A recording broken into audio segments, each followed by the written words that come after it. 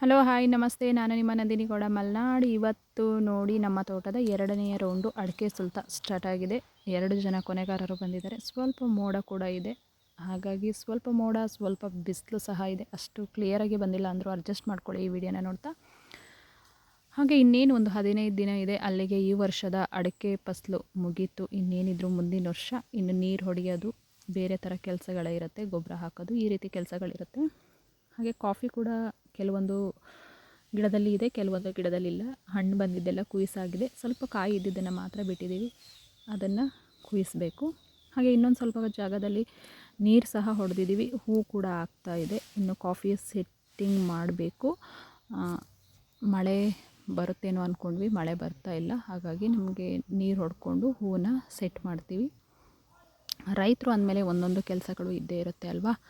ಹಾಗೆ ಈ ವಿಡಿಯೋನ ನೋಡ್ತಾ ನಮ್ಮ ತೋಟ ಹೇಗಿದೆ ನೋಡ್ತಾ, ಅದ್ರ ಜೊತೆಗೆ ಸ್ವಲ್ಪ ಹೊತ್ತು ನನ್ನ ಮಾತುಗಳನ್ನು ಕೇಳಿಸ್ಕೊಳ್ಳಿ ಅಂತ ಹೇಳ್ತಾ, ಯಾರೆಲ್ಲ ನನ್ನ ಚಾನಲ್ನ ನೋಡ್ತಾ ಇದ್ದೀರಾ ಲೈಕ್ ಮಾಡಿ, ಸಪೋರ್ಟ್ ಮಾಡಿ, ಸಬ್ಸ್ಕ್ರೈಬರ್ ಆಗೋದನ್ನು ಮರಿಬೇಡಿ. ಹಾಗೆ ಕಮೆಂಟ್ ಬಾಕ್ಸಲ್ಲಿ ಕಮೆಂಟ್ ಹಾಕೋದನ್ನಂತೂ ಖಂಡಿತ ಮರಿಬೇಡಿ.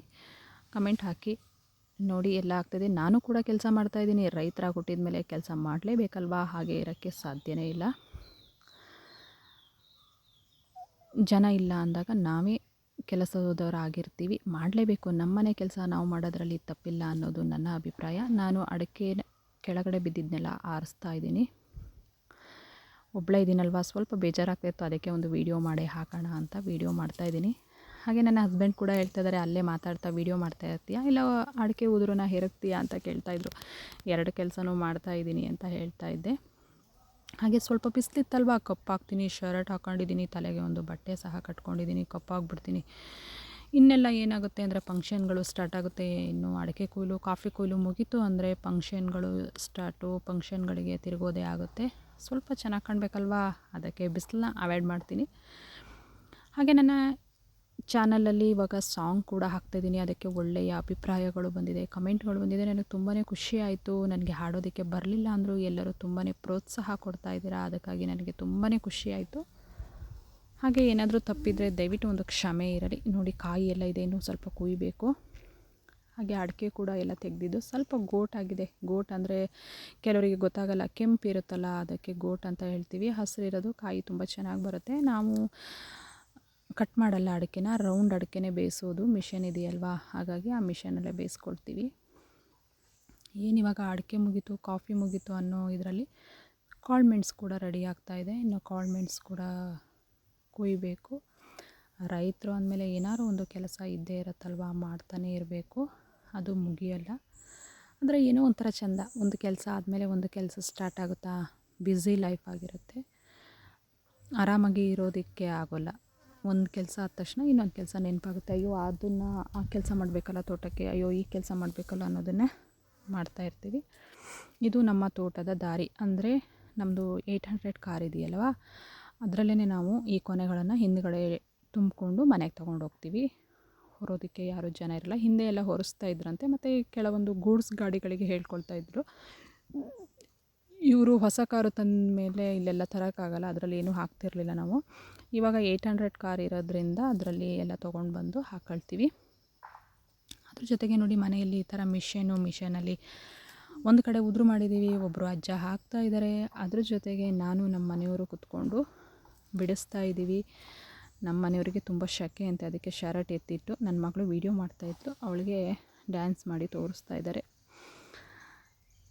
ಅದೇ ನಾವು ಮನೆಯವ್ರೆ ಏನು ಈ ಥರ ಮಾತಾಡ್ಕೊಳ್ತಾ ಟೈಮ್ ಪಾಸ್ ಮಾಡ್ಕೊಳ್ತಾ ಅಡಿಕೆ ಸುಲ್ತ ಮಾಡ್ತೀವಿ. ಇಲ್ಲ ಅಂದರೆ ಕೂತಲ್ಲೇ ಕೂತಿರಬೇಕು, ನಿದ್ರೆ ಬರ್ತಾ ಇರುತ್ತೆ, ತೂಕುಡಿಕೆ ಬರ್ತಾ ಇರುತ್ತೆ. ಸ್ವಲ್ಪ ಅದು ಇದು ಮಾಡ್ತಾಯಿದ್ರೆ ನಗು.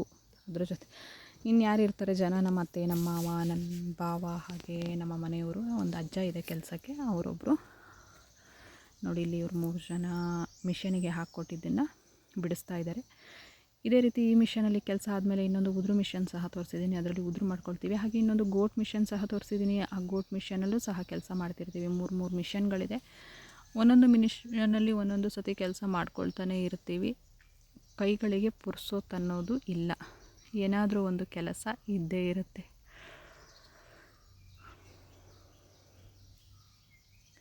ಬೆಳಗ್ಗೆಯಿಂದ ಸಂಜೆವರೆಗೂ ಇದೇ ಥರ ಕೂತಿದ್ರೆ ಸೊಂಟ ಎಲ್ಲ ಸಖತ್ತು ನೋವು ಬರ್ತಾ ಇರುತ್ತೆ, ಯಾಕಪ್ಪ ಬೇಕು ಅನಿಸ್ತಿರುತ್ತೆ. ಅದ್ರ ಜೊತೆಗೆ ಅಲ್ಲೇ ಒಂದು ಸ್ಟೂಲ್ ಮೇಲೆ 2 ಮೊಬೈಲ್ ಇಟ್ಕೊಂಡು ಸಪೋರ್ಟ್ ಕೂಡ ಮಾಡ್ತಾ ಇರ್ತೀನಿ. ಸಪೋರ್ಟ್ ಮಾಡಲಿಲ್ಲ ಅಂದರೆ ಯಾರೂ ಸಹ ನನ್ನ ಲೈವಲ್ಲಿ ಬರೋಲ್ಲ, ವೀಡಿಯೋಸು ನೋಡಲ್ಲ ಅಂತ ಹೇಳಿಬಿಟ್ಟು ಅವ್ರಿಗೂ ಕೂಡ ಸಪೋರ್ಟ್ ಮಾಡ್ಕೊಳ್ತಾ ಈ ಕೆಲಸನೂ ಮಾಡ್ತಾ ಇರ್ತೀನಿ. ಒಂದೊಂದು ಟೈಮು ಅಯ್ಯೋ ಈ ವೈಟಿನೇ ಬೇಡ ಅನ್ನಿಸ್ತಾ ಇರುತ್ತೆ ಕೆಲಸ ಜಾಸ್ತಿ ಇದ್ದಾಗ. ಮತ್ತು ಕೆಲಸ ಎಲ್ಲ ಮುಗಿದ್ಮೇಲೆ ಏನೂ ಇರಲ್ಲಲ್ವಾ.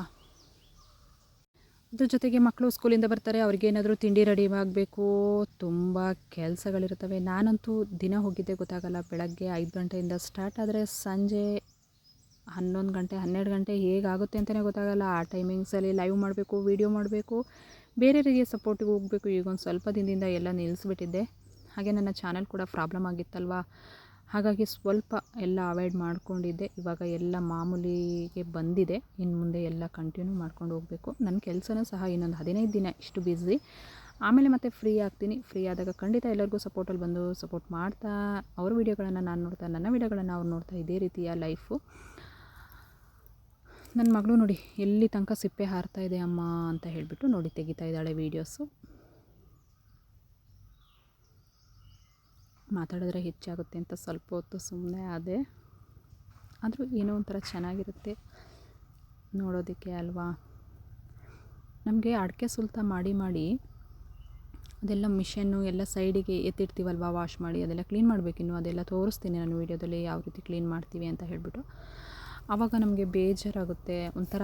ನಮ್ಮ ಕೊಟ್ಟಿಗೆಯಲ್ಲಿ ಮಿಷಿನ್ ಸೌಂಡು, ಅಡಿಕೆ ನೋಡ್ತೀವಿ, ರಾಶಿ ರಾಶಿ ನೋಡ್ತಾ ಇರ್ತೀವಿ, ಮನೆಗೆಲ್ಲ ಫಸಲು ಬಂದಿದೆ, ಏನೋ ಒಂಥರ ಖುಷಿ ಇರುತ್ತೆ ನಮಗೆ. ಬಟ್ ಅದೆಲ್ಲ ಖಾಲಿ ಆದಮೇಲೆ ಬೇಜಾರು, ಅಯ್ಯೋ ಎಷ್ಟು ಜನ ಇಲ್ದಂಗೆ ಅನಿಸುತ್ತೆ ನಮಗೆ ಮನೆಯಲ್ಲಿ.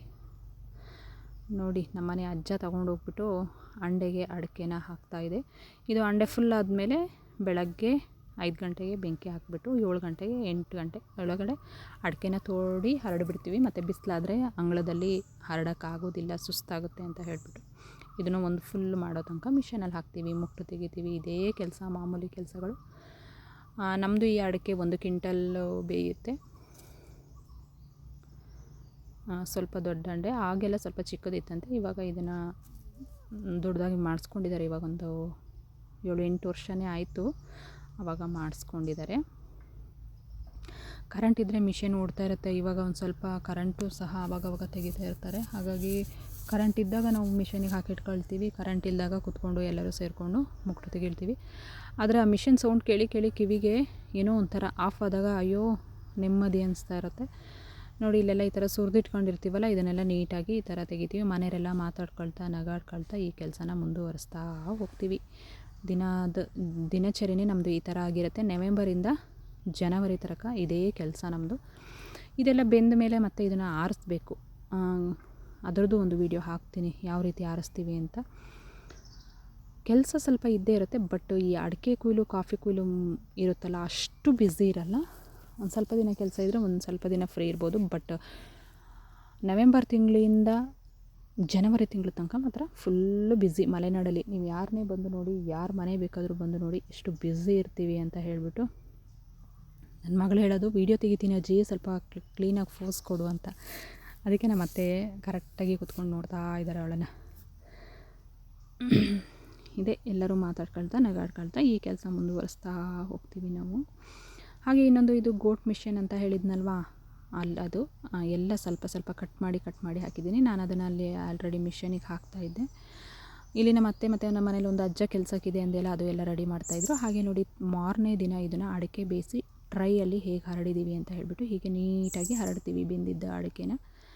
ಇದು ನಮಗೆ 6 ಬಿಸಿಲು ಒಣಗಬೇಕು, ಆವಾಗ ಕರೆಕ್ಟ್ ಆಗುತ್ತೆ. ನೀವು ಎಲಡಿಕೆಗೆಲ್ಲ ಹಾಕುವಾಗ ಯೂಸ್ ಮಾಡ್ತೀರಲ್ಲ, ಆ ಹದಕ್ಕೆ ಇದು ಬಂದಿರುತ್ತೆ. ಇವಾಗ ನೋಡಿ ಎಷ್ಟು ಟ್ರೈ ಎಲ್ಲ ಒಣಗಕ್ಕೆ ಹಾಕಿದ್ದೀವಿ. ಇದು ಇವತ್ತು ಈ ರೀತಿ ಟ್ರೈಯಲ್ಲಿ ಹಾಕ್ತೀವಿ.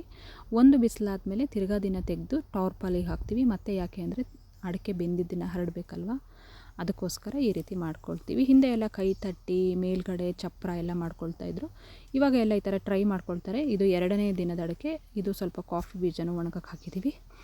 ಮಲೆನಾಡಲ್ಲಿ ಇವಾಗ ಕಣ ತುಂಬ ಫಸಲು ತಂದಿದ್ದನ್ನೆಲ್ಲ ಹಾಕಿರ್ತೀವಲ್ವ, ನೋಡೋದಕ್ಕೆ ತುಂಬ ಖುಷಿಯಾಗುತ್ತೆ. ಮನೆ ಹೊರಗಡೆ ಬಂದರೆ ಒಂದು ಕಡೆಯಿಂದ ಕಾಫಿ ಸ್ಮೆಲ್ಲು, ಒಂದು ಕಡೆಯಿಂದ ಅಡಿಕೆ ಸ್ಮೆಲ್ಲು, ಏನೋ ಒಂಥರ ಚೆನ್ನಾಗಿರುತ್ತೆ. ಹಾಗೆ ಐಸ್ ಕ್ರೀಮ್ ಬಂದಿತ್ತು, ಐಸ್ ಕ್ರೀಮ್ ತೊಗೊಂಡು ತಿನ್ಕೊಂಡು ಸುಸ್ತಾಗಿತ್ತಲ್ವ. ಆಮೇಲೆ ಮತ್ತೆ ನಮ್ಮದು ಮಾಮೂಲಿ ಡ್ಯೂಟಿ. ಇದು ಗೋಟ್ ಮಿಷಿನು, ಅದೇ ಕೆಂಪು ಕಾಯಿ ಅಂತ ತೋರಿಸಿದ್ನಲ್ವ, ಅದನ್ನು ಇದರಲ್ಲಿ ಹಾಕ್ತೀವಿ. ಇದು ಚೆನ್ನಾಗಿ ಪಾಲಿಷ್ ಮಾಡಿ ಕೊಡುತ್ತೆ. ಮತ್ತು ಅದರಲ್ಲಿ ಕ್ಲೀನಾಗಿರೋದನ್ನು ಒಂದು ಕಡೆ ಆರಿಸ್ಬೇಕು, ಕ್ಲೀನ್ ಇಲ್ಲದೇ ಇರೋದನ್ನ ಇನ್ನೊಂದು ಸತಿ ಹಾಕ್ಬೋದು. ಅದಕ್ಕೋಸ್ಕರ ಬೇರೆ ಬೇರೆ ಮಾಡ್ತೀವಿ. ನೀಟಾದಮೇಲೆ ಅದನ್ನೆಲ್ಲ ಸ್ವಲ್ಪ ವಾಶ್ ಮಾಡಿ ಅಂಡೆಗೆ ಹಾಕ್ತೀವಿ.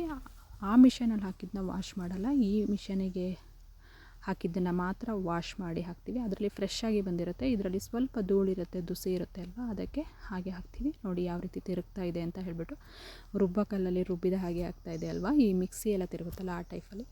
ತುಂಬ ಚೆನ್ನಾಗಿದೆ ಅಲ್ಲ ನೋಡೋದಕ್ಕೆ.